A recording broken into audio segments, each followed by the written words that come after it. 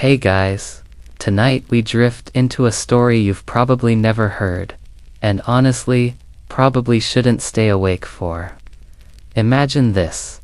You're lying in an ancient stone workshop, somewhere in a creaky tower on the coast of Crete. The air smells faintly of olive oil, sea salt, and old wax. Seagulls wheel outside the narrow window, cawing like judgmental grandmothers. But here's the odd part. Instead of feathers or glue, you're cradling a ball of wool. Thick, fuzzy, slightly damp wool. And you have absolutely no idea why. Your name is Icarus, by the way. Yeah, that Icarus. But don't panic. This isn't that version of the myth.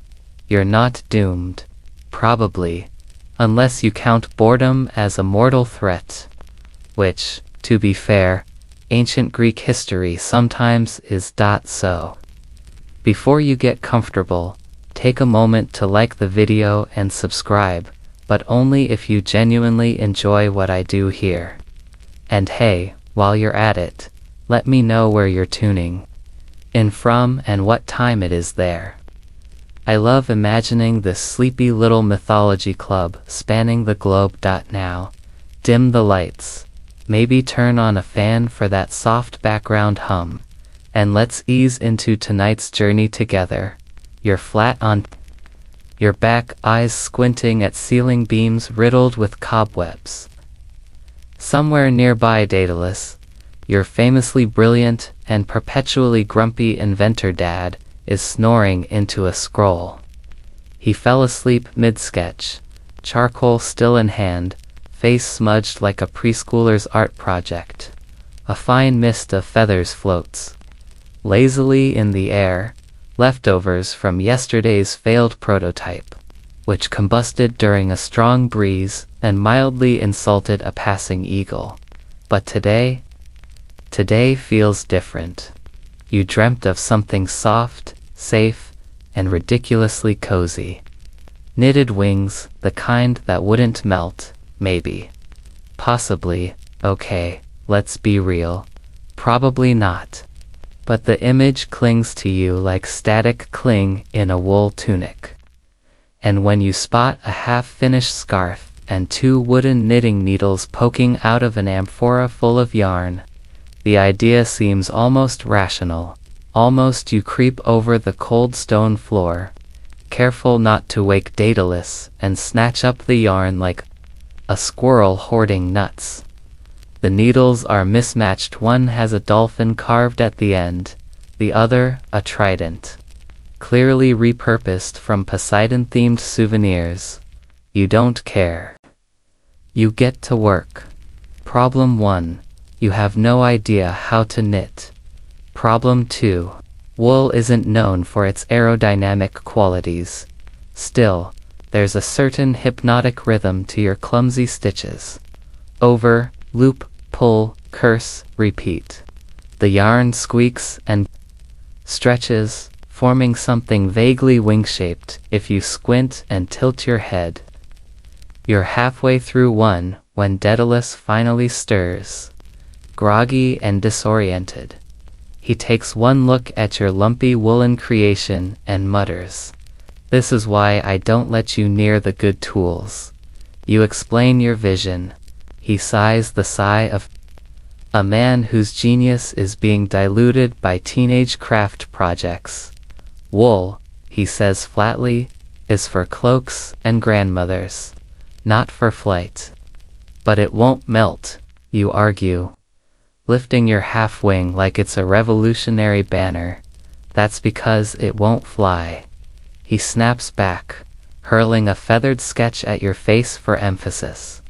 It flutters to the floor like a sarcastic snowflake. He grumbles something about tensile strength, wind resistance, and the physics of disappointment before retreating to the corner, where he keeps the good glue and stress olives.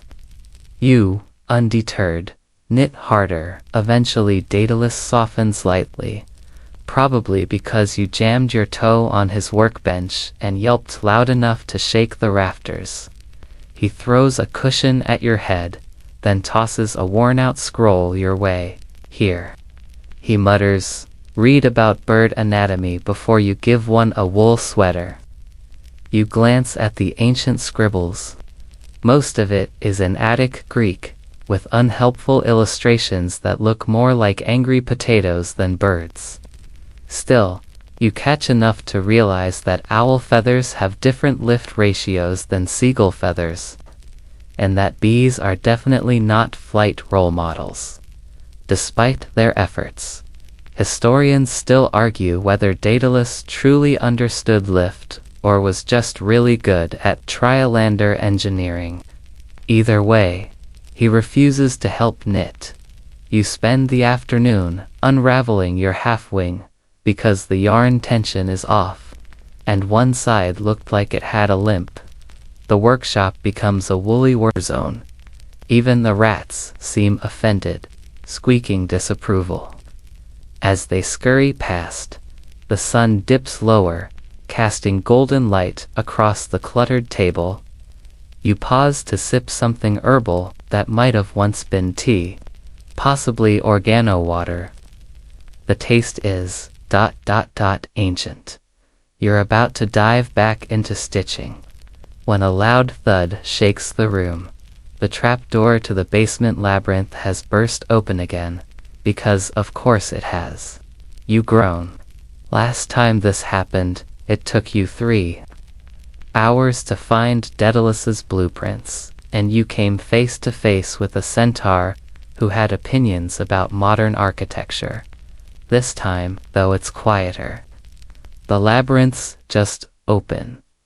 Still, something nags at you, like unfinished business, or a misplaced spool of golden thread. You peer down the staircase. It smells faintly of damp limestone and eucalyptus. You'll have to go down eventually. But for now, you bundle your lumpy, hopeful wing and cradle it like it might work if you just believe hard enough. Or bribe a minor wind god. Outside, the sun sinks behind the cliffs. Daedalus snores again, the wool itches, your fingers ache. But in your chest, that ridiculous idea still flutters. You, Icarus, son of a genius, holder of questionable ambitions, have decided to knit your own fate, or at least, a mildly aerodynamic shrug. The sun creeps over the edge of the Aegean, as you stretch your sore arms, your half-finished woolen wings sprawled across the workbench like a sea creature washed ashore. Daedalus is already awake. He's been muttering to himself while rearranging his feather collections by avian efficiency class. You try not to ask questions anymore. This morning he's back on his soapbox about materials. Icarus, he says, without looking up, if you knit wings, you might as well attach clay bricks to your feet. Wool is heavy. It absorbs moisture. It attracts moths. You nod, lips tight. Not because he's wrong, but because you've already Googled wool tensile strength in your dreams and have started a very long internal debate about felted alpaca versus standard sheep yarn. You clear your throat. Wax melts. You remind him, wool frizzes. That earns a raised eyebrow. Daedalus crosses his arms, leans against the doorway, and launches into a rant about material science that will last until sundown unless you stop him. You need something flexible yet durable, light but strong. Ancient engineers didn't die gloriously in battle, they died of frustration over tensile stress testing. You zone out around the third mention of cinna-based adhesives. Outside, a gull drops a fish on the ledge, looks at you with undisguised pity, then flies off. You decide it's time to seek a second opinion. Let's ask someone, you suggest. Ask who? Daedalus scoffs. There's no materials bureau of mythical aeronautics. But you're already out the door in ancient Greece. Everyone's got an opinion even if you didn't ask. So when you roll your woolen prototype down to the agora in a borrowed cart, a crowd forms almost immediately. First, it's an old philosopher, with a beard that rivals Mount Olympus's cloud formations. He says, poking at your wing with a stick. Wool, you say. A metaphor, perhaps. Flight not as aspiration, but insulation from truth. You blink. No, it's for flying. Next comes a potter who once claimed to date a dryad. He asks if you've tried terracotta feathers. A shoemaker joins in to argue about the merits of tanned leather for lift. You attract so many unsolicited theories that the local baker weighs in with a brief dissertation on sesame seed aerodynamics. His breath smells like cinnamon. You take him seriously, anyway. A goat bleats loudly from nearby. Even it sounds skeptical. Historians still argue whether ancient Greek public forums were for democratic discourse or just extremely loud hobby-shilling today. They're more like a low-stakes TED Talk with far too many panelists. Finally, someone shouts, "Ask a muse." You don't know which muse they mean. None of them specialize in aviation. But you nod politely, thank the crowd, and head back uphill before someone suggests making wings out of fish scales. Again back in the workshop, Daedalus has organized every single feather by shade, species, and average lift surface. It's unnerving. He watches you approach. Well, he asks, gesturing vaguely at the sorry state of your half-knit wing. Public opinion is split, you reply. Daedalus snorts. The public once voted to put a talking statue in charge of grain distribution. Do better. You glare at your woolen wing. It looks like something your grattant would wear to a temple on windy days. You glance at Daedalus's latest wax model, sleek, aerodynamic, probably engineered with minor divine intervention. Then you look back at yours, fluffy, oddly lumpy, with a suspicious number of knots still. There's a kind of stubborn charm to it. It represents freedom, rebellion, excessive faith in yarn. Your dad relents slightly. He pulls out a tiny amphora of olive oil and starts polishing your knitting needles like they're sacred relics. You want it to fly. Then get the weight down. Try goat hair instead of wool. Maybe blend it with silk. You frown. Silk is expensive. Also, the last time you tried bartering with the silkworm priests, you accidentally stepped on a ceremonial loom and got banned from 2 provinces. Daedalus sketches a diagram of aerodynamic drag curves on the wall, using chalk and exaggerated size you pretend to understand. Still, his unwilling mentorship softens the atmosphere. You two sit in companionable silence, him sketching furiously, you frogging your half-finished wing and starting over. Again the workshop smells of heated wax, old feathers, and warm stone. Outside, clouds drift lazily across the sky like they have no concept of deadlines. You remember something you read once, possibly in a dream, that Egyptian priests used linen kites to send messages to the gods. Historians still argue whether those kites were symbolic or practical, but it's enough to give you another idea. Hey, you say, poking Daedalus, what if we blended styles? Linen on the outside, wool inside, a wool core wing. He gives you a look that says, I love you, but you are also my daily test of patience. Still, he sketches something that doesn't immediately resemble a crash waiting to happen. Progress the rest of the day, passes in half-finished stitches. Minor wing-based arguments, and Daedalus humming tunelessly while melting beeswax. You wonder, how many bees willingly signed up for flight technology? Probably 0. Their union must be furious, as the sun drops lower. Casting long golden streaks across the floor, you tuck your reworked woolen hybrid wing into a storage alcove. You've knitted 2 segments, one left, one right. It's progress. Not great. Progress, but visible, tangible, huggably soft progress.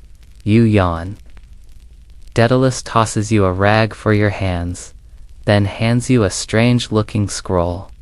What's this? You ask. A list of materials banned by the Olympian Artisan Council. You raise an eyebrow. Since when do they care what we fly with? Since Hermes flew into a mountain last year, they started regulating sky clutter. You sigh, wondering if knitting wings requires a permit now. The gods, you're beginning to suspect, are petty bureaucrats with a flair for irony. Still, you close your eyes that night with the faintest flicker of belief. Not in your knitting skill, because let's be honest, your pearl stitch is an affront.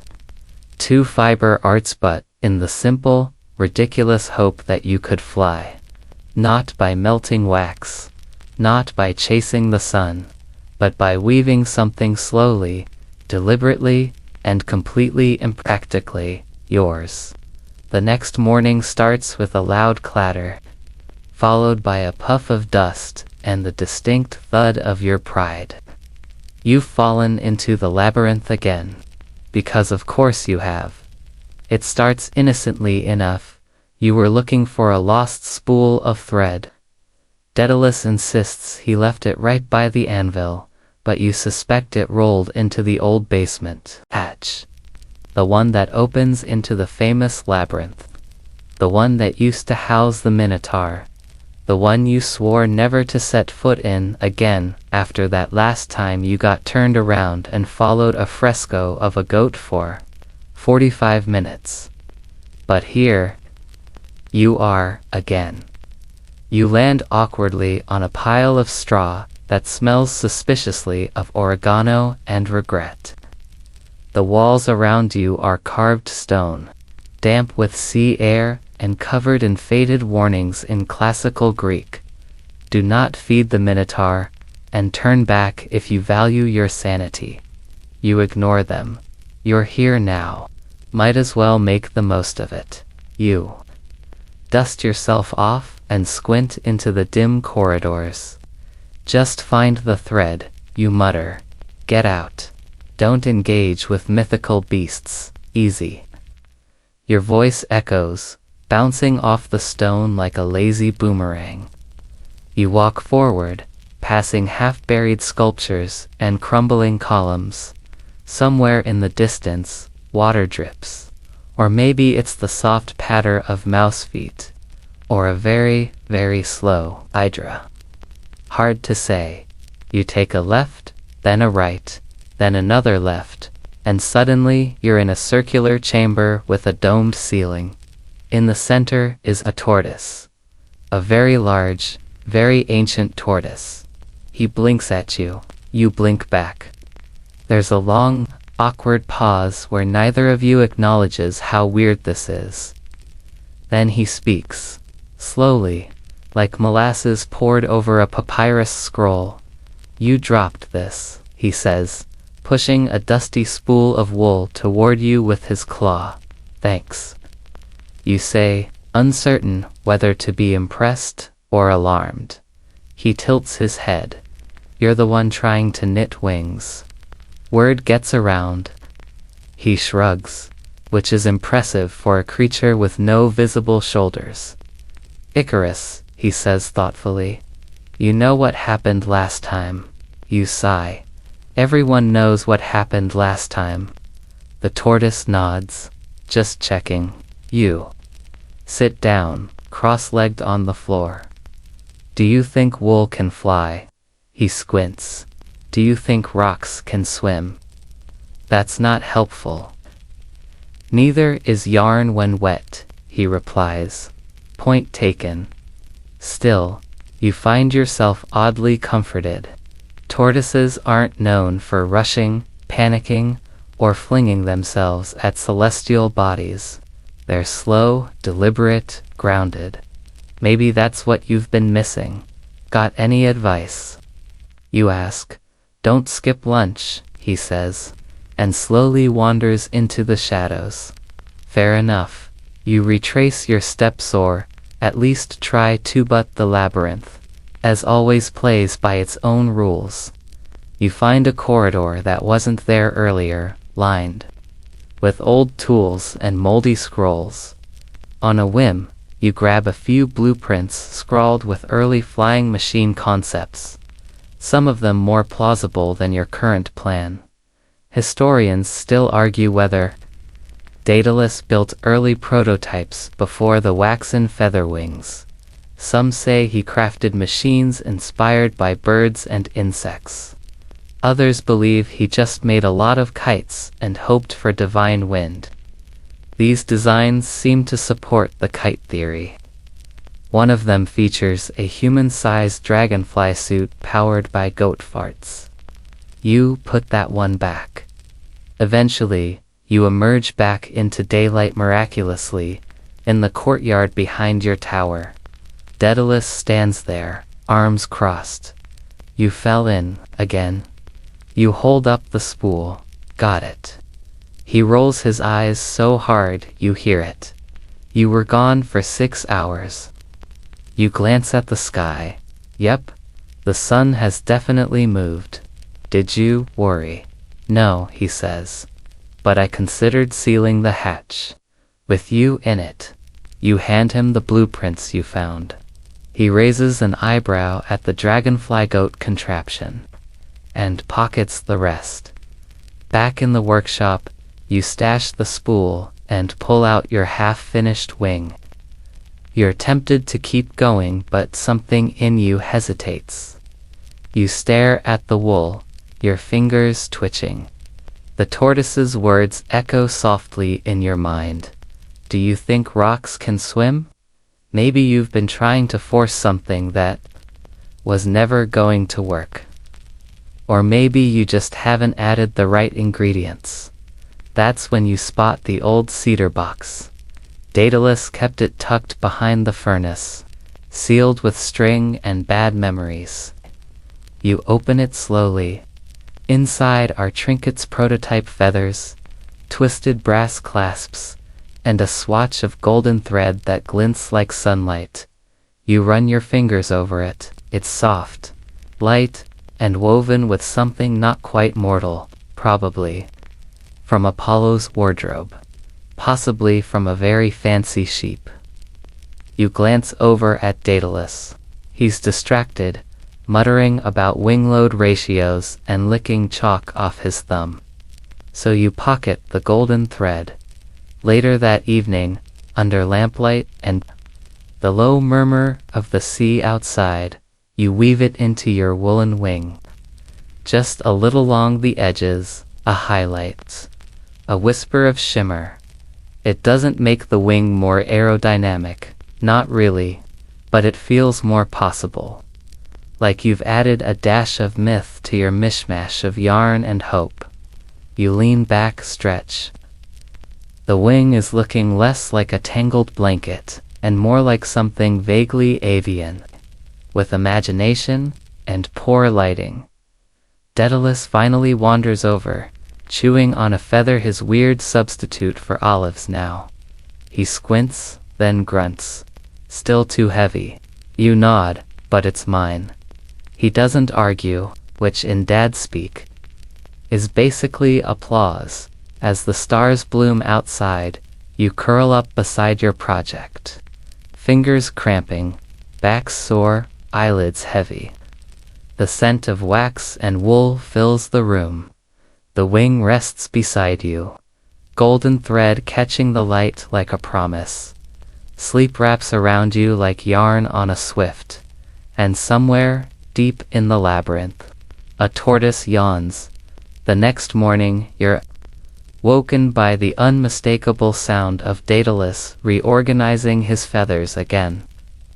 There's a particular kind of clattering that only comes from sorting owl primaries into boxes labeled night efficient and stylistically overused. You groan, stretch, and immediately regret sleeping in a pile of unfinished wing parts. One of your knitting needles is wedged behind your ear like a rogue hairpin. The other is somehow in your sandal. You sit up and stare at your work in progress. It's looking less like a wing and more like an eccentric throw blanket. Still, the golden thread glints in the early morning light. That's something. Daedalus glances over and mutters. At least now it's tacky and impractical. You roll your eyes. Fashion is the first step to flight. He grunts, but doesn't disagree. Over breakfast if you can call 2 olives and a strip of dried fig breakfast. You decide it's time to test what you've got. No flying yet. You're not that reckless. Just a simple try-on session to see how the wing looks and feels when worn. You drag your knitted masterpiece out to the small courtyard, away from the workroom clutter. There, with some effort, you attach the makeshift harness straps and slip your arms through. It feels like shrugging into a winter cape designed by someone with a vendetta against physics. But it's soft, cozy even, and mildly itchy in places wool should not be itchy. You try spreading your arms. The wings unfurl. Mostly the left one flops like a disappointed chicken. The right one stands proudly until a thread snaps and it drops like a curtain after a bad play. Still, you take a few steps, arms extended. The wind ruffles the edges. For a moment, if you squint and ignore every scientific principle ever discovered, you feel airborne. Then Daedalus appears behind you, chewing on a reed stylus. If you trip wearing that, I'm not unpicking the yarn. From your face, you ignore him and keep pacing, adjusting the straps. You flap, nothing happens. You flap harder. A nearby goat bleats in alarm and runs off. That's a good sign, you mumble, determined to get a second opinion that isn't grumpy and related to you. You call upon your old friend Nico, a tailor's apprentice with a flair for the dramatic. He shows up within the hour, wielding a measuring tape and wearing a tunic made entirely of linen scraps dyed peacock blue. "Oh, this is bold," he says, circling you like a hawk. Aesthetic nightmare, aerodynamic tragedy, but bold. I love it. He makes a few adjustments, repositions the shoulder loops, and suggests adding a hem weight to stabilize your left wing. You stare at him. A hem weight. It's what we do to stop tunics from flapping up in the wind. Same concept. Except, on a larger, more hubris-filled scale.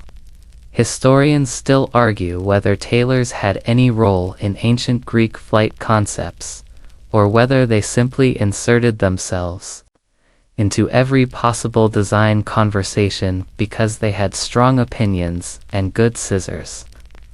Nico is clearly the latter. With his help, you make some much-needed changes. The wings feel better now, even more secure. Nico even adds decorative stitching along the edges, muttering something about divine craftsmanship in mortal hands. You let him have his moment. To test them further, you climb up onto the low wall outside the workshop. It's not high, but it gives you a little perspective. You close your eyes, stretch your arms wide, and feel the sea breeze whisper past your face. You imagine it lifting you, just slightly, Just enough. Then the wind dies. You flap once dramatically. Your tunic billows, Nico claps. Very theatrical. No lift, but excellent drama. Daedalus appears at the window and scowls. If you fall and twist an ankle, I am not inventing a crutch today. You jump down not into flight, but into Nico's arms, who makes a sound like a startled goat. Still working on the buoyancy. You mutter. You take a break under the olive tree while Nico reworks some of the stitching. Daedalus tinkers with a new project in the background, but keeps glancing at you when he thinks you're not looking. His version of support is deeply passive-aggressive. You wonder, as you chew on a fig, whether any of this is worth it. You're not making progress in the flight sense. Your wings are woolly and weird, and even the birds in the sky seem to fly slower when they pass overhead, as if pausing to judge. Then something shifts. A young shepherd boy appears on the path, clutching a carved wooden toy. He stops, eyes wide at the sight of you and your woolen wings. Are you a god? You snort. Hardly, he stares. But you have wings. You shrug. Working on it. He nods slowly. They look soft. And then he wanders off. You sit in silence for a minute.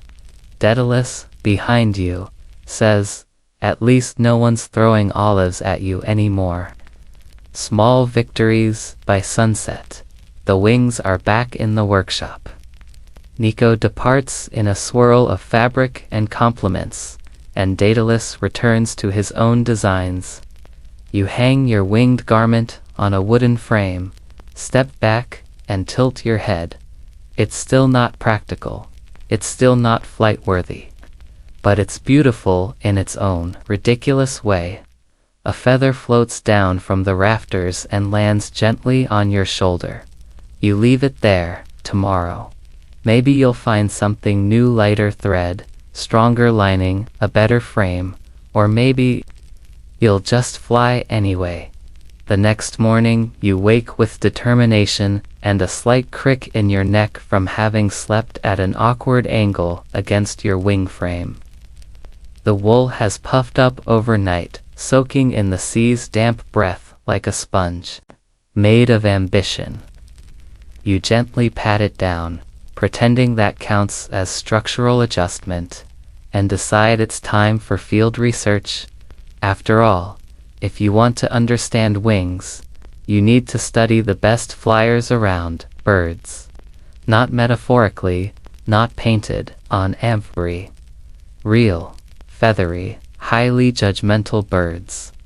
You pack a small satchel with your notebook, some stale breadcrumbs, and a very rudimentary sketching kit, charcoal, more charcoal, and one heroic sliver of broken pottery to etch with. You also bring a small square of your knitted wing, just to compare. Daedalus raises an eyebrow as you head for the hills. Going bird watching now. What's next? Feather therapy. Field study, you reply, tossing a bread crust into your mouth and missing entirely. Science demands observation. Science demands you don't trip over a goat again, he mutters. You set off up the sun-baked slope behind your tower, following a crooked shepherd path that winds through scrub and olive trees. The air is dry and thick with the hum of summer insects, and in the distance, you hear the rhythmic clang of someone hammering. Bronze, probably another cousin, trying to reinvent the wheel. After a bit of hiking and several false starts involving lizards, you spot them, gulls, hawks, and one particularly fat dove perched on a twisted cypress. You drop to the ground, sketchpad in hand, and begin taking notes. Birdwing anatomy, flight angles, feather layering. The dove burps and flies off. Historians still argue whether ancient Greeks truly understood how birds flew, or whether they simply thought divine wind handled all the hard bits. Based on your sketches so far, it's probably a mix of both. Then you see her, a stork, tall, elegant, and standing perfectly still, like she's posing for a sculpture. Her wings are tucked neatly against her sides, but you can see the elegant arc of her feathers. She eyes you with the same expression your dad gives wax prototypes. Skeptical but intrigued. Slowly, you lift the swatch of wool in your hand. Thoughts. You whisper, she blinks. You place it gently on the ground between you. She leans down and pecks it once. Not a fan, apparently undeterred, you keep sketching. You note how she balances on one leg, how her feathers rustle slightly in the wind, how her wings fold with mathematical grace. You feel oddly calm, sitting there with your knitting in one hand and your primitive sketchpad in the other, like some ancient hybrid of artist, scientist, and extremely bored shepherd. You don't notice the figure approaching behind you until he clears his throat. "You're blocking my view," he says. You turn to see an old man, sun-wrinkled and wearing a tunic 3 sizes too large, holding a small lyre. He settles beside you without invitation, plucking tunelessly, studying birds. He asks. You nod. He leans in conspiratorially. You know who had the best wings. You blink. Who? Persephone's personal courier pigeon. Flew from the underworld and back. Never lost a single scroll. You raise your eyebrows. That's not in any of the records. He shrugs. Just because the scribes were lazy doesn't mean it's not true. You spend the next hour in a half-serious conversation about underworld airmail systems, pigeon navigation, and whether feathers from sacred owls grant bonus altitude. He tells you about a temple once dedicated to birds only, now overrun with cats. Historians still argue, he says, mimicking your earlier tone, whether it was a shrine or a glorified bird. Eventually, the stork flies off. You pack up your things and thank the old man for his insights. Don't trust falcons, he says solemnly as you leave. They gossip. You return home tired but inspired. Your sketches are messy. Your neck is sunburned. But you feel like you've learned something, even if it's mostly what not to do. You show Daedalus your notes. He skims them, then taps one sketch. This is actually decent, he mumbles. High praise. You return to your wing and begin adjustments. You try mimicking how feathers layer overlapping, angled just right. You rework the upper section, reducing the wool bulk and replacing some rows with tightly knit linen. You leave the golden thread though. It feels necessary, like a signature. You even add a toggle system for folding. It's mostly decorative. Still, you feel like a genius. Just before dinner, you prop your winged prototype in the sunlight and sit back, admiring it. It looks less like a scarf gone rogue and more like a very soft dream of a bird. Then the door creaks open. You jump. It's not Daedalus this time. It's Apollo's old assistant. You recognize him by the glitter clinging to his robes and the faint smell of sun-dried laurel. He's holding a scroll labeled Garage Sale Clearance. I heard you're looking for upgrades, he says. You blink. Upgrades. He grins. We've got some divine materials collecting dust.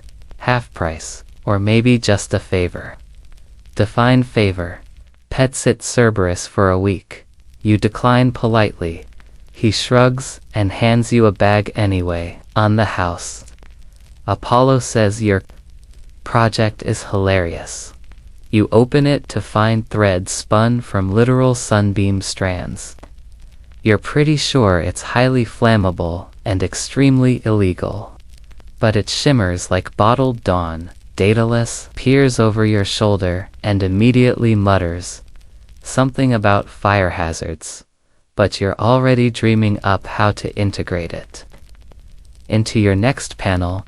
Outside, the birds wheel overhead, the sky stretching like wool pulled taut across a loom. Your wings aren't ready yet, but you're getting closer, one stitch at a time. The next morning, after a dream where your woolen wings successfully carried you to Mount Olympus only for a bureaucratic Hermes to hand you a return to sender slip, you decide it's time to take your project beyond just your own two hands. Literally, you need feedback from people with experience, people with opinions, people with an alarming amount of free time and fiber art expertise. You need a knitting circle, and the only one worth traveling to is on the island of Naxos. You pack lightly just your wing prototype, some extra yarn, the shimmering sun thread still stored in a sacred olive jar, and a pouch of salty cheese cubes for sustenance.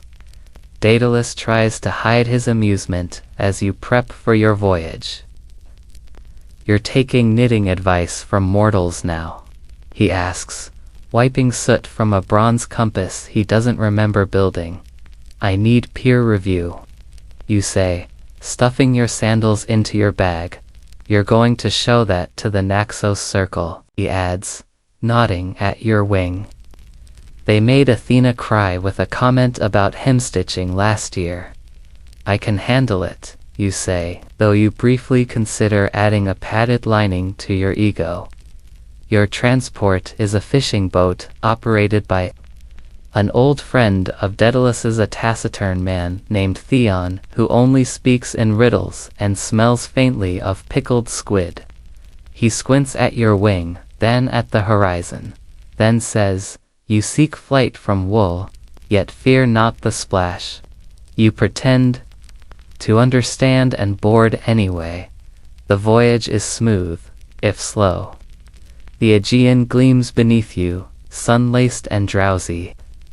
You spend most of the journey untangling a ball of yarn that rebelled mid-packing.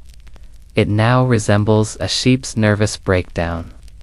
Theon offers no help, but does pass you a piece of driftwood shaped like a feather. A sign, a warning. You tuck it into your belt, just in case.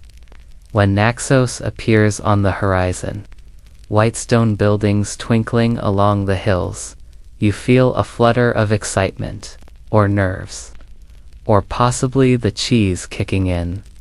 The knitting circle meets in a shaded grove beside a temple ruin, seated in a loose ring of cushions, yarn baskets, and aggressively judgmental cats. The moment you arrive, every pair of eyes mortal and not swivels toward you. You swallow hard and step forward. Hi, you say, holding up your woolen wing. I tried to knit flight. There's silence, then a dry voice says, oh honey. You turn to see Ariadne herself, wearing a toga the color of raspberry jam and holding a half-finished tapestry depicting what Elsa Labyrinth. She tilts her head. You're Daedalus's boy, aren't you? You nod. Figures, she says. We're all a little tired of feathers. Next to her sits Medusa. Yes, that Medusa. Her snakes are all wearing tiny sun hats, and she's knitting a shawl shaped like a spiral galaxy. You can't help but stare. She notices what she says. My therapist says I need constructive hobbies. You sit. For the next hour, you pass around your wing, accepting critiques that feel like both gentle advice and personal roast sessions. Someone questions your use of garter stitch on the inner seam, Another pokes at your shoulder harness and mutters, "Bless your heart." A particularly tiny woman, with the voice of an oracle, says, "You used hemp twine as support cordage. You know that stuff stretches in humidity like a bard's ego." A sphinx joins halfway through, answers a riddle no one asked, and settles in with a knitting loom the size of a harp. She refuses to explain what she's making. If you have to ask, you're not meant to wear it. You offer cheese cubes in self-defense. Then the real magic happens. The group starts suggesting improvements, not to mock you, but because, against all odds, they're intrigued. You end up in a circle of chalk, feathers, wool samples, and theories about cross-stitching divine aerodynamics. Medusa helps you rework your lower edge seam. Ariadne gives you a new shoulder strap weave that distributes weight better. The Sphinx wordlessly slips you a spool of thread that hums faintly and smells like fresh lightning. By late afternoon, your wing has been taken apart, reshaped, and reassembled into something far more elegant than your original attempt. The wool is still the heart of it, soft, flawed. But yours, it's now balanced by knowledge passed down from mythical hands. Historians still argue whether mythological figures ever truly collaborated, or if such circles were inventions of sleepy poets. Either way, this one is real enough for you. As the sun begins to dip behind the hills, casting golden threads of its own across the sky, Ariadne leans in. "Flight," she says softly, "isn't just about escaping. Sometimes it's about weaving new paths." You nod, unsure what to say. The wing rests beside you, newly reworked, catching the light in a way that makes it look more like a cloak than a machine. "You'll crash," Medusa adds cheerfully. "Probably," you smile, "but I'll crash stylishly." They all laugh softly, lazily, like they're too sleepy to mock you further. You spend the night on a borrowed cushion under the stars, your wing tucked beside you like a loyal hound. Somewhere nearby, the Sphinx hums to herself. Medusa knits by moonlight, and Ariadne mends a hem that probably holds more secrets than most kingdoms. You fall asleep, wondering what your father will say when he sees this new version, and more importantly, whether this is finally the wing that will lift you, even just a little. By the time you return to Crete, the wing has evolved into something both familiar and completely foreign. It's lighter, now less wool, more intent. The kind of object that could pass as either a revolutionary flight device or a high-concept cloak for someone who doesn't believe in stairs. Daedalus is hunched over his bench when you arrive, fiddling with something unnecessarily small and full of gears that tick when they're angry. He glances up, and for a second, just a second, his mouth twitches like it might form a smile. "That's not terrible," he says. You beam. From Daedalus, "That's practically a standing ovation." You show him the improvements, the realignment of the weight distribution, the reinforced silk in the load-bearing seams, the modest trimming of unnecessary fluff that Nico insisted added drama but not lift. You even added a subtle pomegranate motif to the cuffs, mostly because Ariadne snuck one in when you weren't looking. Daedalus nods approvingly. Then he hands you a steaming mug. "I made tea." You eye it suspiciously. Is this the kind that tastes like wet scrolls, or the kind that makes you see muses? Bit of both. You sip. It's definitely oregano forward, with a faint note of regret. After a few hours of adjusting your shoulder rigging and repadding a few spots where the Thread had begun to fray. You decide it's time to sketch some flight patterns. Of course, flight patterns in this case means using a chicken feather to trace imaginary loops in the dust on the workshop floor, while muttering things like moderate gliding potential and pigeon envy. Daedalus observes silently for a while, then clears his throat. You know, he says, you're missing one key element. You brace yourself. Birds don't just have feathers. They have instinct, balance, coordination. You frown. Are you saying I need to flap more naturally? I'm saying you need to think less like a knitter and more like a seabird. You try to imagine yourself as a seabird. It's not going well. You end up flapping too hard and hitting a broom. Clearly, it's time for inspiration.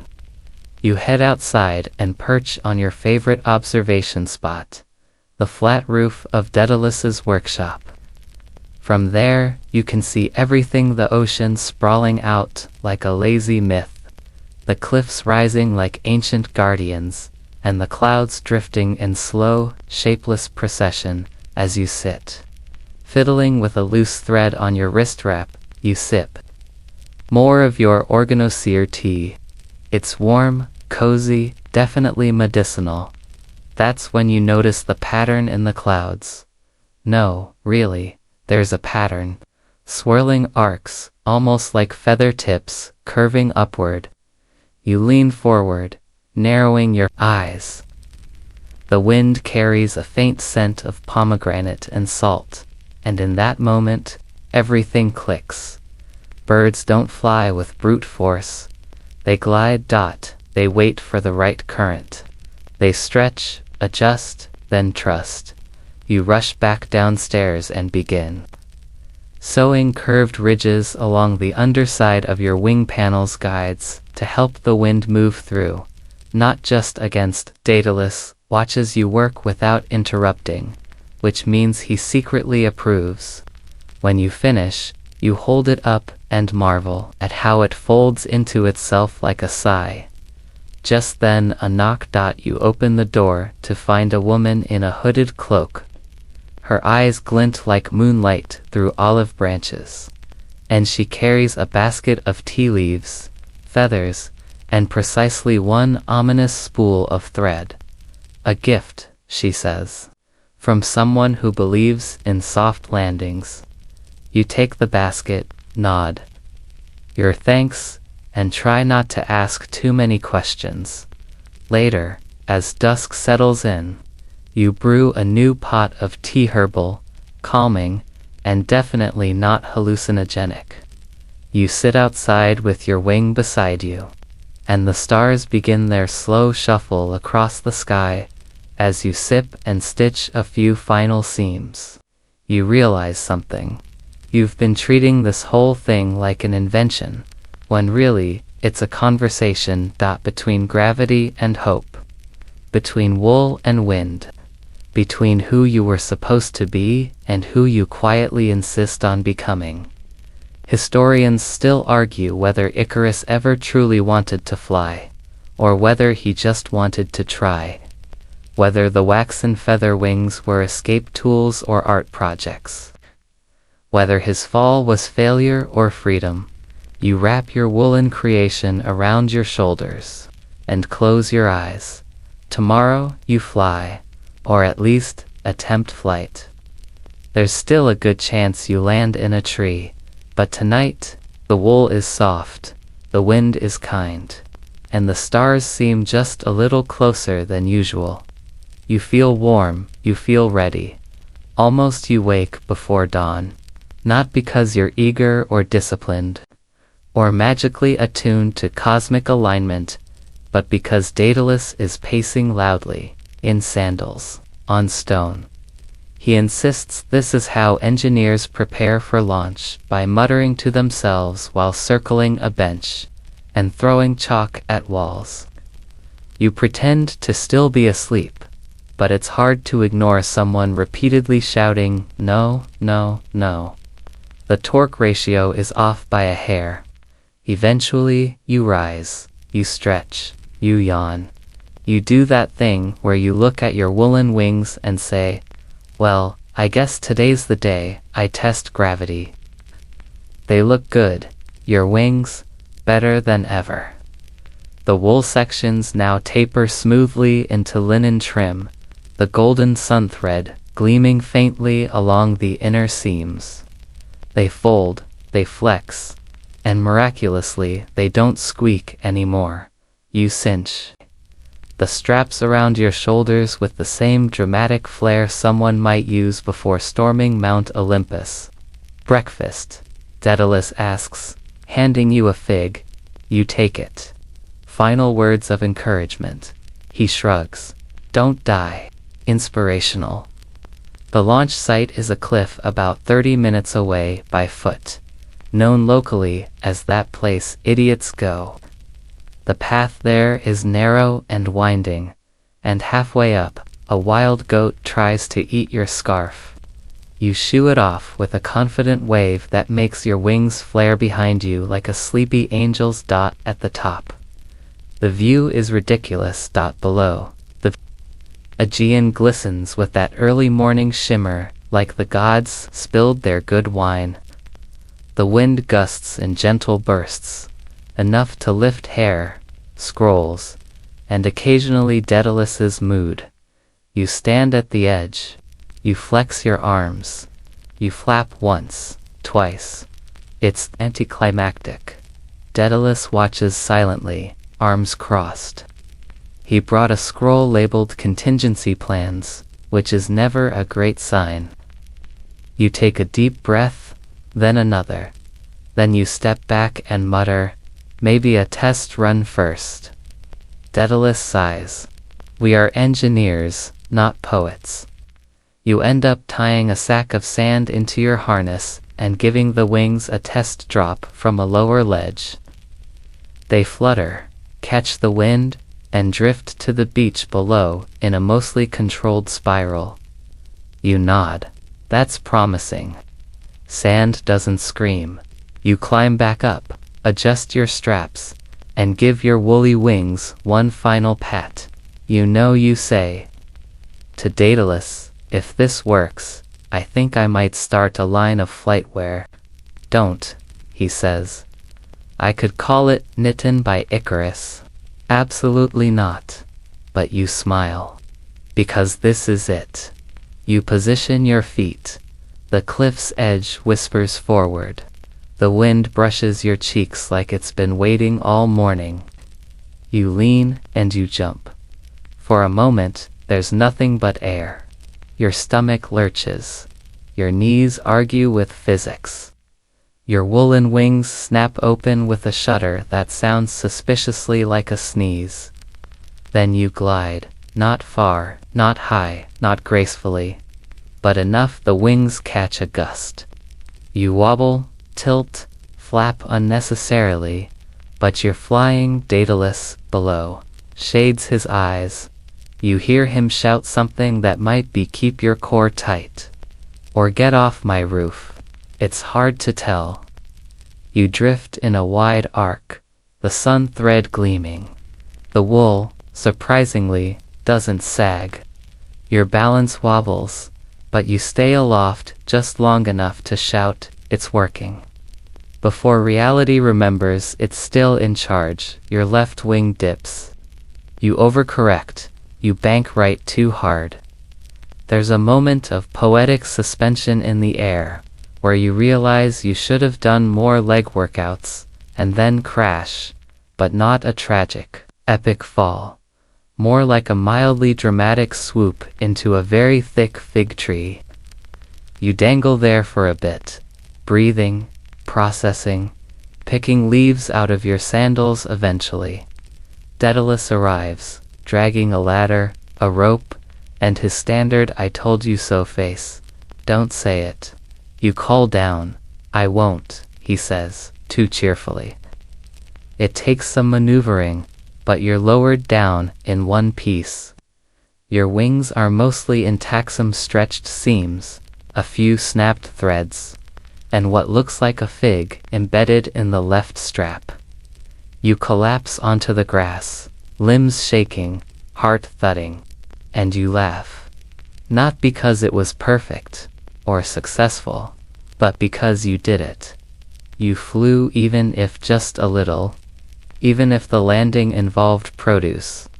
Daedalus offers you water, then pats your shoulder in the stiff, awkward way of a father who's too proud to be proud out loud. "I'll help you reinforce the joints," he says. You nod, and maybe reduce drag on the lower sections. He grins, and maybe finally give up wool. You gasp, "How dare you?" Later, back in the workshop, you hang the wings by the window. They sway slightly in the breeze, their fibers catching the sunlight. You sit beside them, tired but alive, and start jotting notes for version 5. Historians still argue whether Icarus's crash was a warning against ambition, or just a badly timed thermodynamic experiment. But no one ever mentions the fig tree, or the fact that, for a few seconds, the boy actually flew.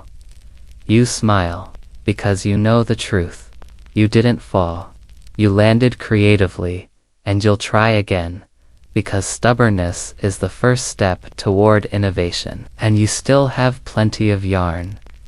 You spend the next few days nursing a collection of bruises in the exact shape of fig branches, and re-watching your brief flight over and over in your head. It wasn't graceful, it wasn't sustained, but it was real. You flew, well, mostly technically, enough for the goat to faint. Which is always a good sign. The wings are battered but still intact, proof that wool, when paired with divine thread reinforcement and mild delusion, can momentarily defy gravity. The neighbors are less impressed. A local fisherman claims he saw a very large chicken fall out of a tree. Another insists it was a new kind of weather phenomenon, ambitious fog. But Daedalus knows. He's even stopped sighing every time he sees you pick up a spool of yarn.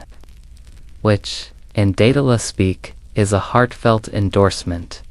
"You'll need more lift," he says one evening as you both sit on the roof, watching a pelican glide like an expert smug machine. You nod, and maybe less of a fig tree. He smirks. "Don't blame the tree. It caught you better than the ocean would've." Fair point. That night you find yourself unable to sleep. The wind outside your window is strong and rhythmic, like it's trying to say something in a language you haven't quite learned yet.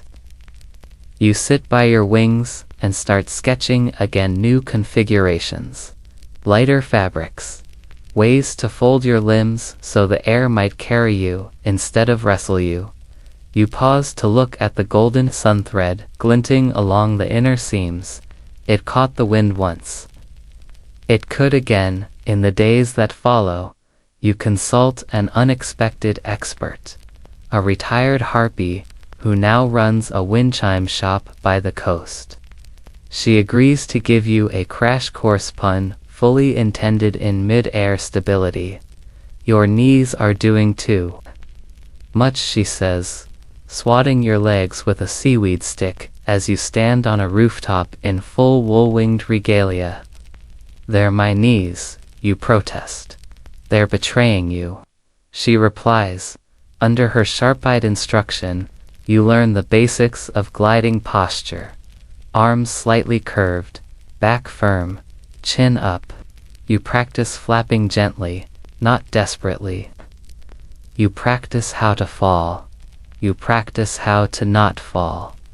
She makes you leap from progressively higher ledges, landing in piles of straw, hay, and once, accidentally, a basket of clams. You also learn that harpies are deeply offended by polyester. Not relevant, but good to know. Historians still argue whether harpies ever taught mortals anything besides how to avoid being snatched. Some say they were fierce guardians, Others say they simply liked yelling about posture. Either way, your instructor is thorough. Eventually, she signs off on your form with a reluctant, "You're 70% less likely to pancake." "That's the best I give." You thank her. And she gives you a wind chime made from hollow bird bones and leftover harp strings. "For balance," she says. You attach it to the base of your wings harness. It tinkles faintly when you walk. And you imagine the sound alone could convince the wind to be kinder next time. Back in the workshop, Daedalus watches you pack. "Another jump?" he asks.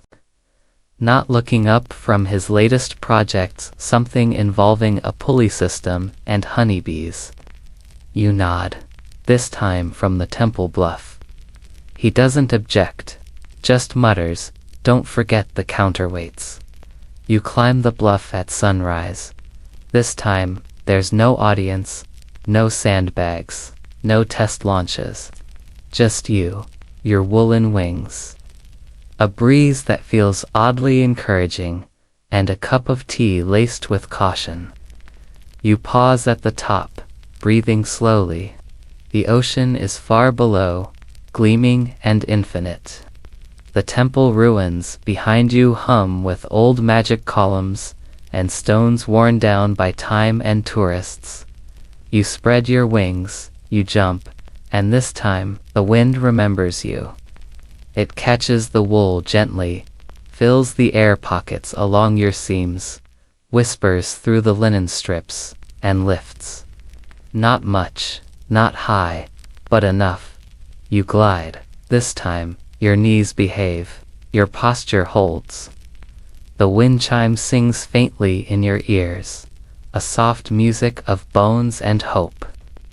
You coast down in a wide curve, looping once over the olive grove, then banking slowly toward the cove.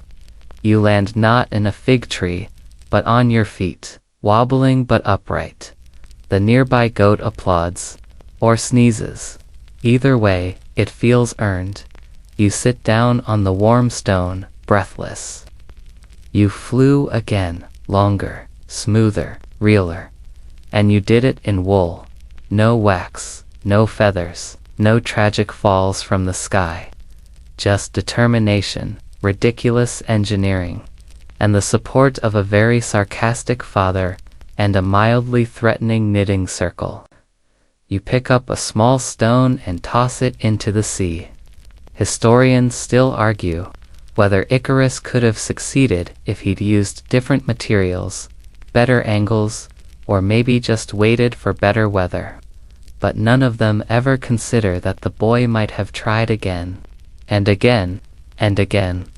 Because some people don't fly once, they build wings from scratch. They knit with purpose.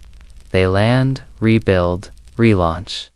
You close your eyes and listen to the sea, your heartbeat still syncing with the rhythm of the wind. Tomorrow, you'll tweak the angle of your elbow hinges, rewrap the harness, reinforce the hem, but tonight you rest beside your woolen wings, tangled and triumphant. And for once, the wind hums like a lullaby instead of a dare. You're becoming a regular fixture in the sky, noun odd blur of wool and limbs, and softly clinking chimes, drifting overhead like some celestial laundry mishap.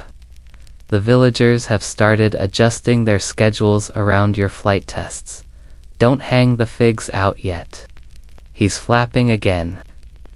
Even the goats don't flinch anymore. They just blink slowly as you glide past, clearly unimpressed. One even chewed a sandal you left behind and gave it a 2-star review. But that doesn't matter. What matters is you're flying more often. Longer, farther. Still no soaring, but definitely more sustained gliding. The wool is holding. The linen's behaving. The golden thread gleams in the sun like a gentle boast. You're still crashing, occasionally once into a haystack, once into Daedalus's olive barrel, and once very awkwardly into a wedding procession. You apologized profusely. The bride gave you a grape and said, "Just be glad you didn't hit Grandma." You've added notes to your wall. Rotate hips at descent. Don't flap in panic. And avoid weddings at all costs. Daedalus, meanwhile, has shifted from grumpy commentary to active consultation. He brings you diagrams in the mornings, jots equations and olive paste on the tablecloth, adds ballast stones to your tool pouch like they're lunchbox items. Your trajectory curves too soon, he says one day, pointing at a chalk line scrawled across the workshop floor. Try angling the wrist joints backward, like hawks do. You try it, it helps. You soar another few seconds before landing in a field of wild thyme. You come up smelling like tea and minor triumph. Back in the workshop, you make another adjustment, this time to the shape of the outermost wingtips. You bend them slightly, mimicking the gulls that hover along the coast. You knit a lightweight frame from olive branches, soaked and curved gently to avoid splintering. You test it again. The wings unfold smoother now. They feel right, like they're listening better.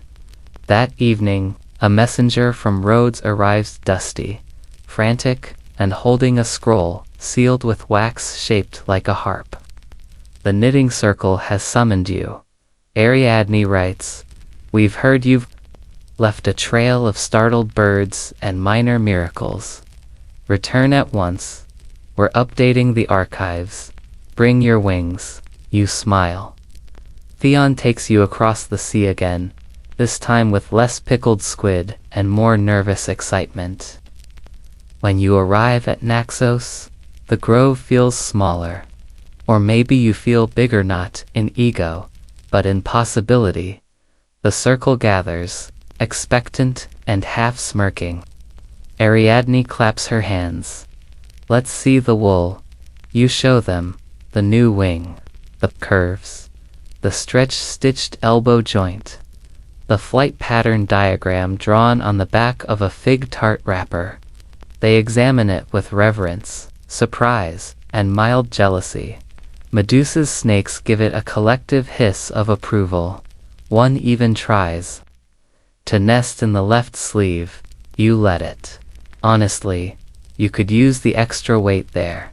"You're close," Ariadne says. "Closer than anyone's been since ever." Someone brings out a bronze plaque, newly inscribed. You expect it to be an award. It's a chore list. Your name is beside reorganize yarn by hue and density. You accept your fate that night. Around the fire pit, they ask you questions. Not about your failures, but your process. Your choices. Why wool? Why golden thread? Why not quit after the fourth crash? You shrugged. "Because I liked trying."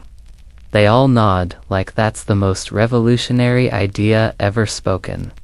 Historians still argue whether myths are warnings or blueprints. Whether flying too close to the sun was hubris or just unfortunate weather. But nobody talks about practice. The slow, patient, clumsy work. The testing, breaking, mending, testing again. You sleep under the stars, with your wings as a blanket. They smell like sea wind, sun thread, and goat lint. You dream of rising not away from anything, but toward yourself. When you return home, Daedalus greets you at the door with a shrug and a fresh scroll. "No welcome back, just, I added a gear system to your shoulder straps. It might reduce strain or dislocate your collarbone." You grin. You try the new system. It clicks into place, like a puzzle solving itself. When you stretch your arms this time, the wings unfold with grace, elegance. Even the wind seems to pause. Impressed, you run, you leap, you rise. Higher the sea tilts beneath you, blue and blinking. You pass above the cliffside, where goats pause. Mid-chew, your wings don't strain. They stretch, they carry.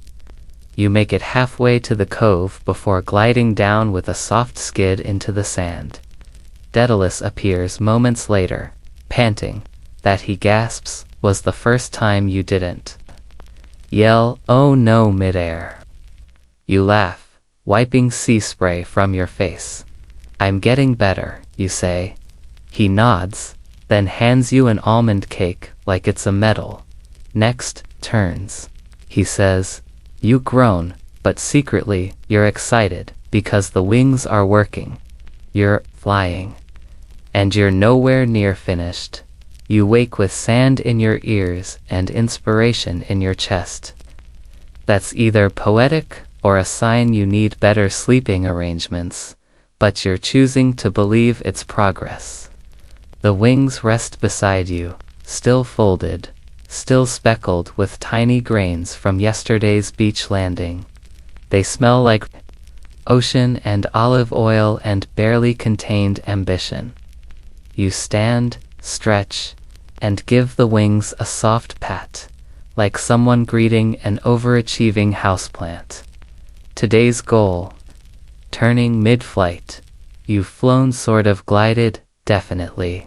But so far, it's been in wide, lazy arcs, dictated entirely by wind direction, terrain slope, and occasionally your own panicked flailing. If you want real control, you need to learn how to steer, how to bank, how to pivot like a swallow on espresso. Daedalus hands you a scroll before you've even eaten. It's covered in diagrams that are either aerodynamic calculations or abstract. Art featuring angry spirals. "You need tail feathers," he mutters, not looking up. "I'm not a duck," you reply, not with that attitude. You spend the morning building a rudimentary rudder system out of flexible willow strips and leftover wool. You stitch it into the lower back of your harnessless tail and more directional flounce. It bounces when you walk, which is promising or ridiculous. Possibly both. For balance testing, you head to the goat pasture. They've seen you crash before and are therefore your most emotionally grounded audience. You try a few slow runs down the slope, the rudder sways. You bank left, a little bank right, a little more. Then you trip over a rock and land face first in a patch of thyme. One goat snorts approvingly. "Not terrible," Daedalus calls from the top of the hill. "You turned into the dirt," you reply, spitting thyme leaves. Progress later. That afternoon, you strap the wings back on and climb the temple bluff again. The breeze is steady, cooperative. Your fingers shake a little, not from fear anymore, but from anticipation. The rudder feels strange, like you're carrying a tiny kite on your lower back. You check the straps, flex your arms, close your eyes. You run, leap, glide. Then, just as the bluff drops away beneath you, you shift your hips gently to the left. The wings obey. You turn. It's subtle, barely more than a curve, but it's yours, intentional, directed. You shout something joyful and incoherent into the wind. The ocean below applauds in white-capped waves. The second turn comes smoother. The third is so good, you nearly overshoot the cove. You bank too sharply and land in a bush that smells like lemons and shame. But you did it. The wings creak a bit. But they held. The rudder needs reinforcement. But it worked. You lie there in the bush, grinning like someone who's just invented sideways. Daedalus finds you eventually and pokes you with a stick that looked deliberate. He says it. He offers a hand. Then I guess it's time for long-distance trials. You blink. Like how long? He shrugs. I dunno. Next village. You gulp. The village in question is 2 cliffs over, separated by rocky coast and an awkward history, involving a borrowed ox and a wedding that ended an interpretive dance.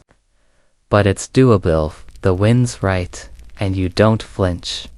And the goats don't get in the way again. You spend the next day preparing, reinforcing the rudder, trimming weight, padding the shoulder straps with fleece donated by Nico, who says, if you crash into anything embroidered, please mention my name. You map the route in chalk and prayer. You measure your glide arc using string, shadows, and whatever math Daedalus mutters into his soup. Then, at dawn, you stand on the cliff edge once more. The wings are folded neatly. The wind is calm. A group of children from the village has gathered to watch, some holding figs, some holding breath. You run, you leap, and this time you fly past the first cliff, over the narrow inlet, across the thin sliver of rocky shoreline where fishermen pause mid-net. You bank slightly left. The rudder kicks in. The wings tilt. You steady, adjust ride. You pass over a fig grove where a woman screams and throws a sandal at the sky. You wave mid-air. Then, just as the second village peeks over the horizon, you begin to descend, not crash. Descend, a spiral, gentle, controlled. You land in the center of the village square like a very stylish pigeon, skidding slightly into a pot of olives. It's perfect. The villagers stare. One man claps slowly. Was that deliberate? You nod, mostly. A child tugs your wool wing. Do they work underwater? Not yet. They offer you flatbread and congratulations. You eat the bread first. Later that night, under the stars, you sit on the village roof and stare back toward your home. It's far now, but not unreachable. Historians still argue whether ancient flight was possible, or if the stories were just dreams stitched into scrolls. But they forget. Dreams can be built. One knit row at a time. You flew farther today than ever. Before and tomorrow, maybe farther still. Because now you don't just fall. You turn. The next morning, your thighs ache. Your arms feel like overcooked lentils, and you've got a suspicious olive lodged in your left sandal. But you've never felt more alive. The village sends you off with a pouch of dried figs to bundles of wool, one dyed a highly experimental shade of sunset regret, and a sheep named Trot, who apparently just goes where innovation happens. You don't argue.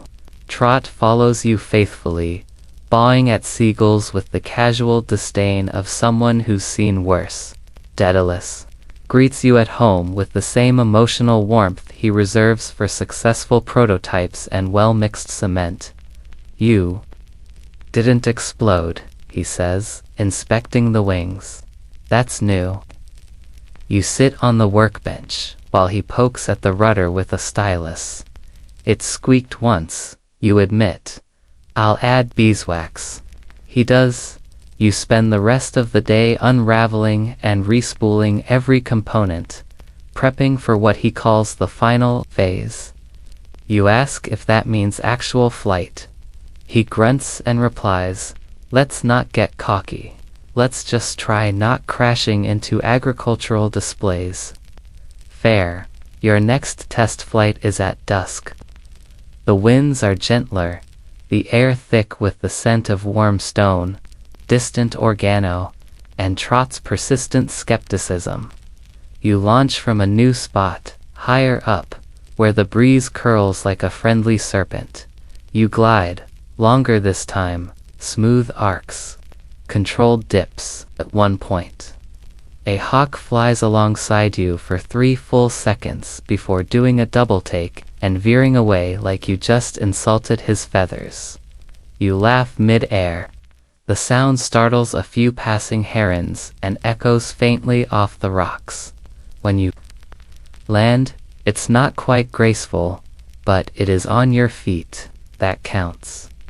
Your knees agree, back in the workshop. Daedalus lays out a fresh scroll. I've been thinking, he says. Your center of gravity is shifting as your glide improves. You need to compensate. He hands you a pair of bracers. Are these weights counterbalance olive wood core, wrapped in wool? Decorative tassels optional. You try them on. They feel sturdy, supportive, like someone's hugging your wrists, but in a helpful, non-intrusive way. Daedalus frowns, and you'll need an emergency plan. For what? For when it works too well. You pause. Define too well. He doesn't answer.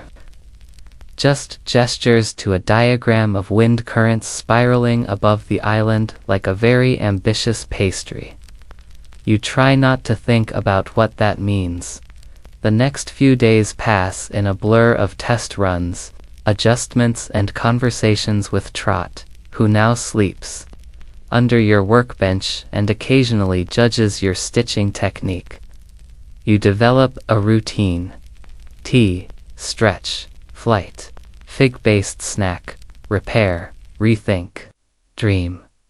Historians still argue whether Icarus's story was a lesson in pride or an ode to experimentation. Whether the wings were warnings or invitations. Whether the myth ends in a fall or simply a pause. You decide the myth was incomplete, because you're still here, still tweaking, still flying, still curious. Daedalus adds a subtle pivot point to your lower harness. You adjust your wool blend more breathable, less itchy. You even experiment with a second rudder, though that ends in a minor incident involving a tree, a beehive, and an apology. Note, delivered in interpretive dance. Through it all, you keep flying. One morning, as you soar above the cliffs, you pass a flock of birds, mid-migration for a moment. You're part of the formation. You match their rhythm. You hold the wind. One looks at you like you've just been accepted into a secret society. Then they peel away, off to lands unknown. You land breathless. Trot bleats once from below and knocks over your water flask. Later, you sit on the roof with Daedalus. You know, he says, I've seen kings try to rise using gold-plated boots and divine ladders. You raise an eyebrow, and they fell harder than you ever did. You smile. The wings are hanging on a hook beside you, faintly rustling in the breeze, soft, sturdy, stubborn, like you, that night. You dream of clouds partying like linen curtains, of a sky that stretches forever, of a moment where wool, wind, and will align perfectly and lift you. You wake with your heart still flying. You're up before dawn again. Not from nerves this time, but from muscle memory. Your body has accepted that flying is now part of its weekly to-do list, somewhere between eat something green and avoid fig trees. You stretch, roll your shoulders, and glance at your woolen wings where they hang, neatly folded, beside the window.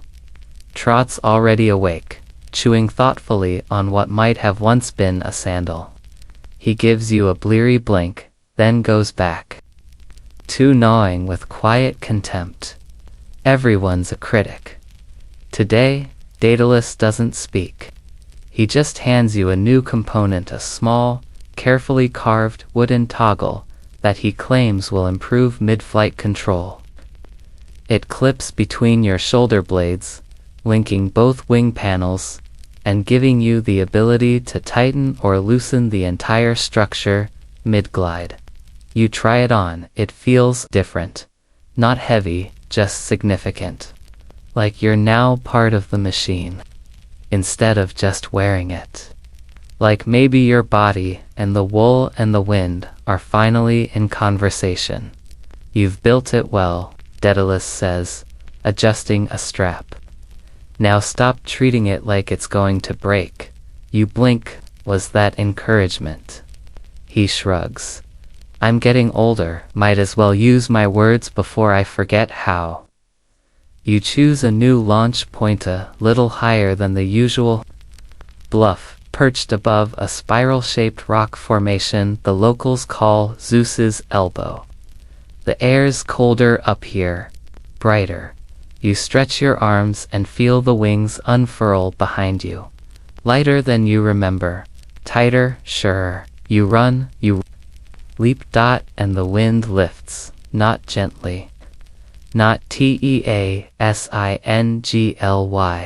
Decisively. You're not just gliding now. You're moving forward, cutting through air, tilting, rising. Each adjustment of your arms, your hips, your breath, everything works. The toggle between your shoulders lets you shift your frame with just a shrug. You turn in mid-air, like a thought dot from above. The sea looks like rippled silk. The villages like chess pieces. You pass over familiar fields, startled chickens, and a small group of farmers who point up, jaws slack. As your shadow ripples over their olive grove, you make it halfway to the next island before the wind pushes back. A crossgust spins you slightly sideways, but you correct with a graceful tilt and a flick of the rudder. You laugh, actually laugh in midair, and it echoes faintly into the morning sky. You are flying, fully, deliberately. You arc back in a wide loop and return to your home coast, landing with a gentle hop-skip slide on the rocky edge above the cove. For the first time, you don't stumble, you don't trip. You land like you belong here. Like the sky was made to borrow you for a while. Daedalus is waiting, arms crossed, expression neutral. Well, you say, he nods. You turned without flapping like an octopus. Progress, you grin. That afternoon word spreads, first among the villagers, then across nearby towns. By sunset, a small crowd gathers outside the workshop. They ask questions. They bring offerings, yarn, bolts of linen, a truly unnecessary amount of grapes. Someone starts calling you the ski stitcher. It catches on disturbingly fast. You don't feel like a hero. You don't even feel like a myth. You feel like a tired kid who really wanted something to work, and finally knit it into being later. After the crowd disperses and Daedalus retreats to draft something unnecessarily complicated involving pulley buckets and honey, you sit with your wings in your lap and run your fingers over each seam. Each stitch has a story now, every one of them earned through missteps, second tries, and fig-based injuries. You remember your first attempt, the chaos, the weight, the absolute wrongness of the design, and now they're not just wings, they're memory, they're proof. Historians still argue whether Icarus ever actually took flight or if the myth was crafted entirely from fear. A tale told to warn against reaching, building, trying. They forget that history isn't made from warnings, it's made from persistence. You sigh and lean back against the stone wall of the workshop. Trot hops up beside you, curls into a woolly heap, and begins to snore. The wind outside hums gently, swirling dust across the threshold like it's pacing, waiting for your next launch. You close your eyes and whisper to the air, soon, because the sky isn't finished with you yet, and you're not done weaving it closer. It's amazing how quickly the extraordinary becomes routine. You wake, stretch, sip your time tea, now with just a hint of crushed bay leaf for courage, and strap on your wings like someone heading to market with a really ambitious shopping list. The wool feels less like a costume and more like a second skin. Each seam hugs your shape exactly. Each golden thread joint flexes with your breath. Flying no longer feels like chasing something. It feels like returning to somewhere you were always meant to be. The villagers still watch your flights, though they've calmed down a bit. Some bring chairs. One old man has started sketching you from different angles, muttering about capturing the essence of upward momentum. You're not entirely sure if it's flattering or creepy. But he gave you a nice pomegranate once, so you let it slide. Even the children try building wings, now made of straw and driftwood, tied with sandals and optimism. Most don't get off the ground. One succeeded in launching straight into a basket of eels. Everyone applauded. The eel vendor, less so. You visit the knitting circle again, this time not to seek help, but to share your plans. I want to go farther, you say, pointing to a crude map on Ariadne's stone table. Over the sea, just to the next island. They stare. One of Medusa's snakes coughs. You want to cross open water, Ariadne repeats. You nod, just once. Just to prove I can. They don't laugh, they don't scold. They simply ask what kind of wool blend you're using for wind buffering. Then assign you a team to help stitch waterproof reinforcements. It turns out Ariadne has had an experimental wingcap pattern, tucked away just in case someone was fool enough to ask. You spend the next week upgrading everything. You add a second toggle between your shoulder blades to control tilt and descent.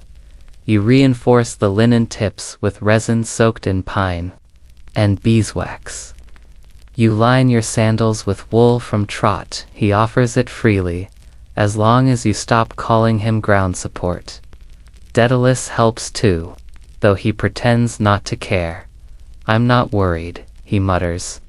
I just don't want your wings washing up in parts. That's bad for branding. He carves your name into a bronze plaque, just in case. You ask where he plans to hang it. Somewhere high, he says, where only flyers can read it. The morning of the crossing is clear and wind-kissed. A small crowd gathers, more curious than concerned. Daedalus checks your straps. Ariadne hands you a flask of tea and a ribbon, threaded with protective runes. Trot just bleats once and headbutts your shin. You stand on the highest cliff. The sea stretches out below, deep, wide, shimmering. It feels massive, indifferent, and still, the sky above it seems to beckon. You run, you leap, and you soar. The wind rushes beneath you, buoyant and alive. The sea glints below like a moving mirror. The air holds you steadier than ever before. You shift your arms, tilt slightly. You find the current. You ride it, halfway across. The wind dips, but so do you, adjusting with practiced ease. The wings flex, stretch, adjust. You skim low, close enough to see your reflection, a wool-wrapped shadow slicing across the blue. Then, the distant island rises ahead. White cliffs, scattered trees, a little stone temple blinking in the sun. You curve toward it. The wind falters. Again's just a hiccup, a test. You pass it, and then you land. You hit the ground not with a crash, not with a stumble, but with a run. 2 steps, then a stop. Dust kicks up around your sandals, your upright, breathless whole. You flew across the sea, From behind you comes a gull's caw, sharp and delighted. From in front silence until the island's lone caretaker walks out from a grove and squints at you. Are you from Olympus? You shake your head. Just from Naxos. She pauses. Did you swim here?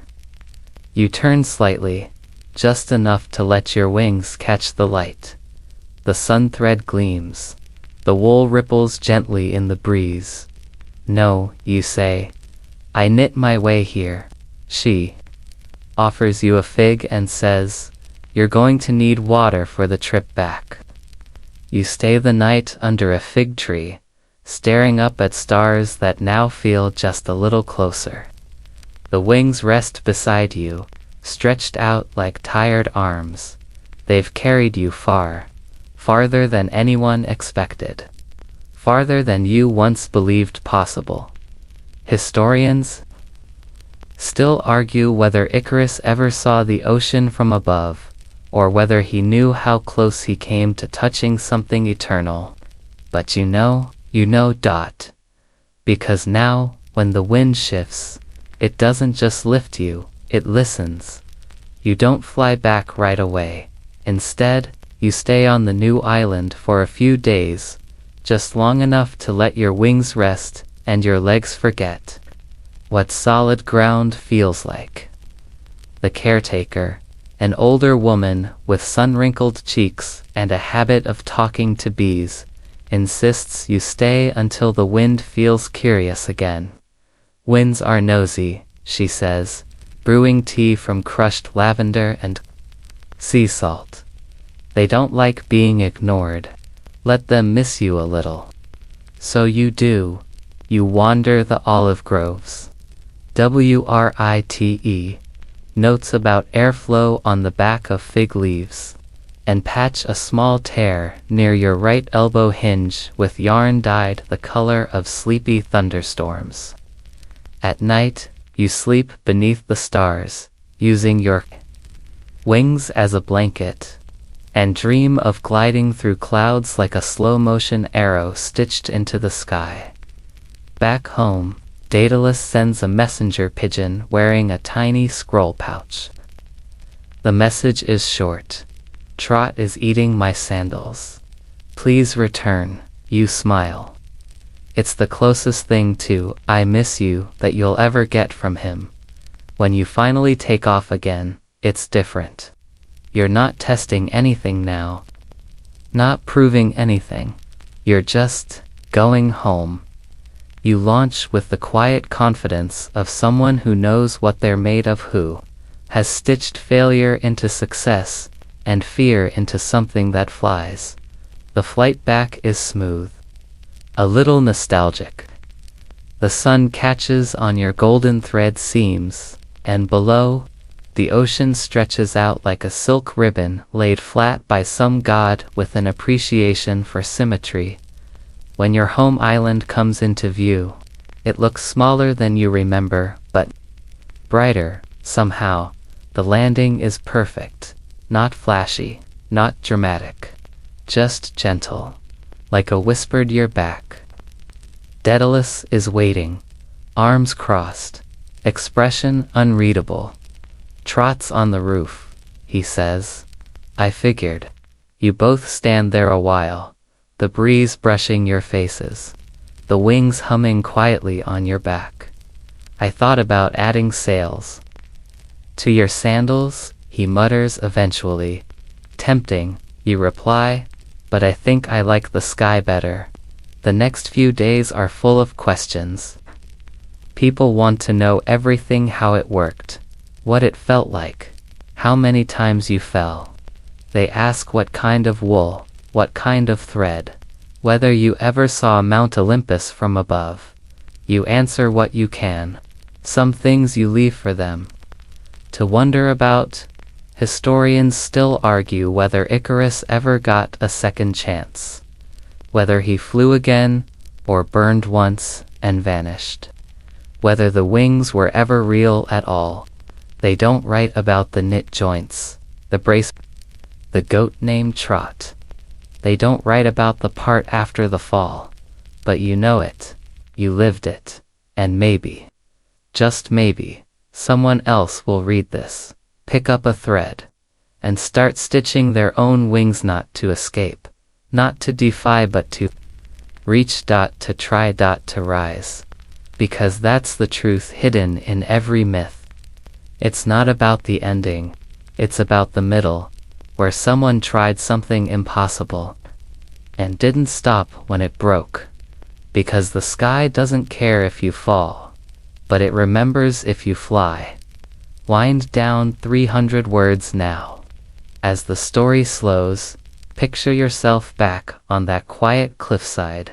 The wind is softer now. The sea is calm, lapping gently at the shore far below. Your wings, those gentle, hand-stitched woolen wings, are folded neatly beside you, still warm from the sun. You sit down, cross-legged in the grass. The world has quieted. Even the goats are asleep. The breeze brushes past your cheek, not asking anything of you now. No leap, no lesson, just presence, just peace. The sky overhead is vast but kind, painted with soft purples and blues. Stars beginning to blink awake one by one. You feel it in your chest, that slow, weightless stillness that comes not from flight, but from rest. From knowing you can rise, but choosing instead to simply be. Your breath comes easier now. Your limbs relax. The fireflies flicker like faraway lanterns. You trace your finger over the seams of your wings, each one a memory, a step, a try. Not every stitch perfect, not every flight smooth, but each one yours. The grass sways gently around you. The earth is solid beneath you, and the sky no longer calls in challenge, but hums like an old friend who's finally content to sit beside you in silence. So breathe, let the story drift away, like a cloud curling into the horizon. Let your thoughts float, untangled and free. And when sleep finally finds you soft, slow, sure, know that your wings will be right there beside you, waiting not for another leap, just for a dream. End of script. Sweet dreams.